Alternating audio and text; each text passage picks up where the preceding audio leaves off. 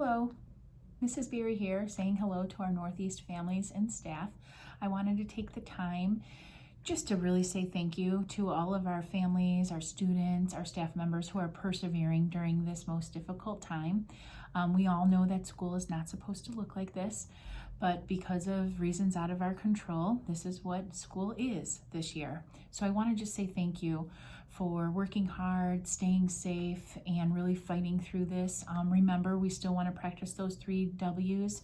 Wear your mask, wash your hands, and watch your distance, especially with the uprise of cases in our surrounding area. At this point, I want to congratulate our students for completing first quarter of school. They've been working really hard, like I said, and we are very proud of them. It's hard whether you're in person or remote, so just want to make sure that you keep up the good work, and if there's any way that we can support you, please let us know. So, and on that note, I have a couple of my favorite Halloween stories that I would like to share with you. The first one being Boo by Robert Munsch. So sit back, relax, and enjoy the book. Boo by Robert Munsch. For Lance, Hamilton, and Ontario.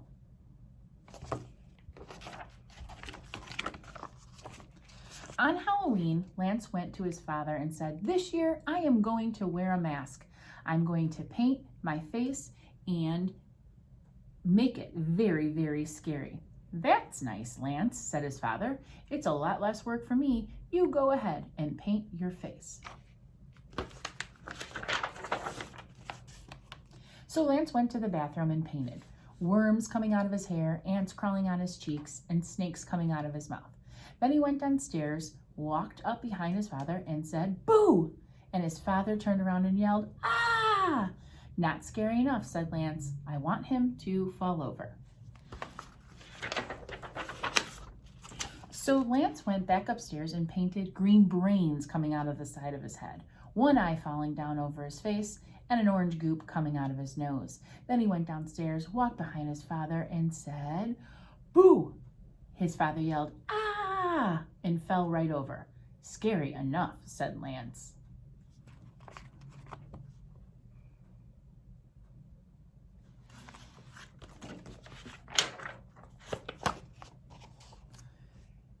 Then Lance put a pillowcase over his head, got another pillowcase for candy, and walked down the street.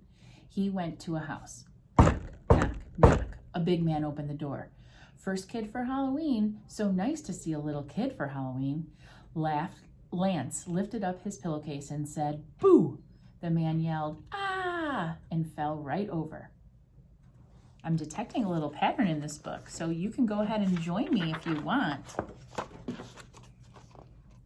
But Lance wanted some candy, so he said very softly, "Trick or treat?" But nothing happened. He said it a little louder, "Trick or treat?" Nothing happened. So Lance went inside, and there was an enormous table full of candy. He put it all in his bag. Ka-thump!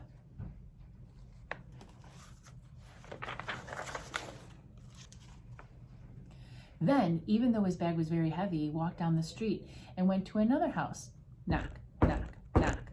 A lady opened the door and said, "First kid for Halloween. So nice to see a little kid for Halloween."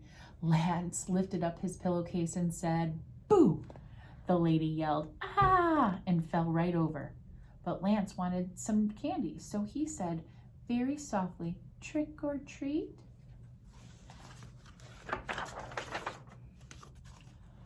But nothing happened. He said it a little louder, "Trick or treat?" So Lance went inside, and there was an enormous table full of candy. He put it all in his bag. Ka-thump! Then Lance went into the kitchen and opened up the refrigerator. He took out 10 boxes of ice cream, 20 cans of ginger ale, 3 watermelons, 10 frozen pizzas, and a turkey. Lance dragged the pillowcase across the porch. He fell down the stairs and landed in the middle of the street.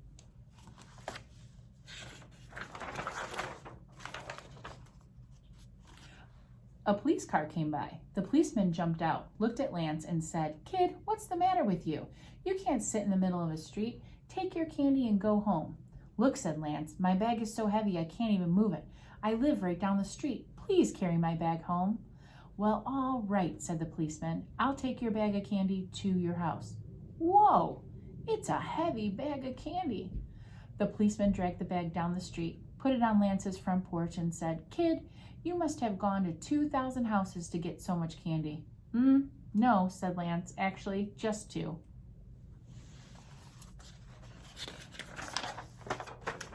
Wait a minute, said the policeman. How did you get so much candy with just 2 houses? Well, said Lance, my face is so scary. When people see it, they fall over, and I take all the candy in the house. Said the policeman. I'm a cop. You don't scare me. I want to see your face. Okay, said Lance. He lifted up his pillowcase and said, Boo. What do you think happened?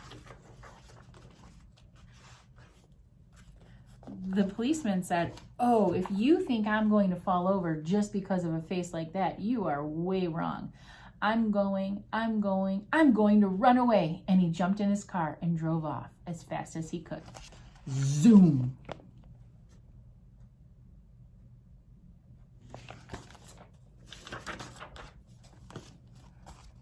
Then Lance went inside and started to eat his first chocolate bar. There was a knock on the door. Lance opened it and there was a teenager, the kind of kid who is much too old to go out trick-or-treating on Halloween and still goes out anyway. He had a pillowcase over his head and a bag full of candy, much bigger than Lance's. Wow, said Lance, you must have gone to 5,000 houses to get so much candy. No, said the teenager, just 5. How did you get so much candy at just 5? The teenager said, my face is so scary that when people see it, they fall over. And now I'm going to scare you and take all your candy in your house.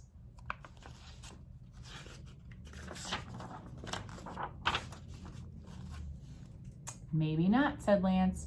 I want to see your face. Okay, said the teenager. He lifted up his pillowcase and yelled, Boo! He had worms coming out of his hair, butterflies coming out of his nose, and ants coming out of his mouth. He was scary, but not nearly as scary as Lance. Nice try, said Lance. He lifted his pillowcase and said, say it with me, Boo!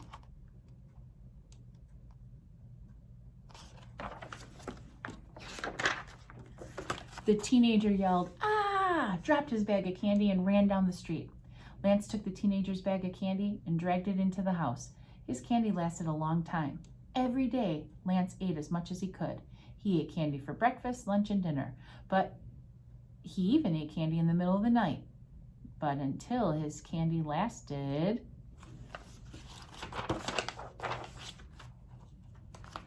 next Halloween. The end.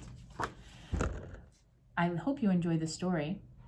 And Robert Munsch is a great author who uses a ton of onomatopoeias. I'm not sure if you're familiar with that term. I think that you are. So go ahead and check out more of his books.